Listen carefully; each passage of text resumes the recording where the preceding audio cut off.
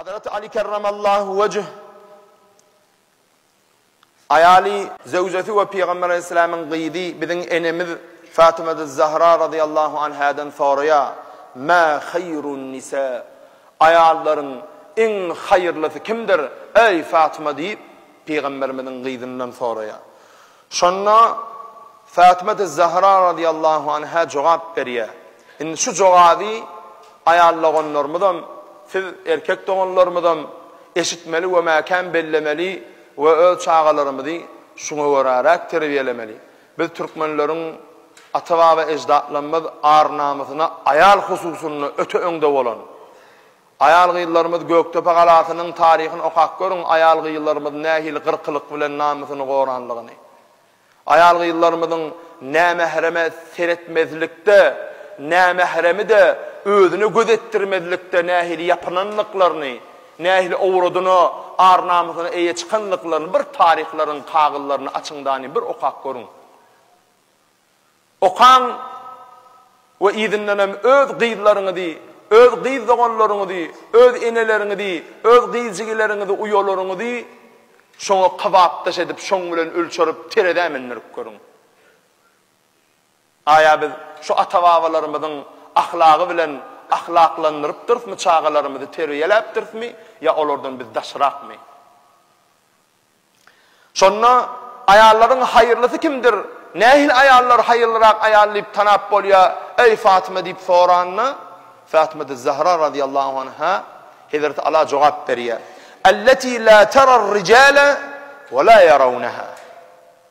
Yani ayarların en gavsi yat erkekleri görmeyen ve yat erkeklerim şonu görmeyen ayarlardır deyip diye.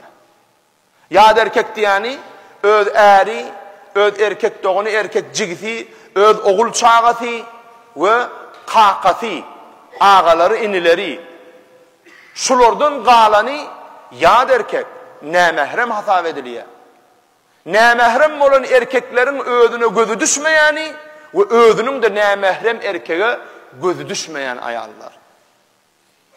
Önkü dövrlerde gıyıl maşgala bar öyle bir mihman gelse erkek adam.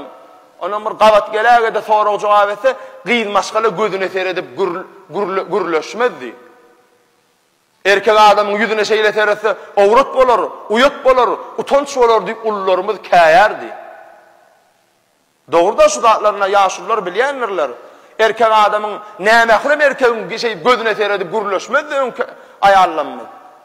Bir qıra yere seyreder, bir qıra seyreder. Mümkün yağday cevaptan kaçar da öyde bir erkek vardı, bir adama geldi deyip erkek uğrudur. Asıl cevap vermez, gürleşmez. Ama zaruret bolan yerde de erkeğin gözüne seyredip gürleşmez. Gelen erkek de o ayala seyretmez, başka kaptala seyredip öyde adam var mıdır der, neyme haceti olsa şunu sorar.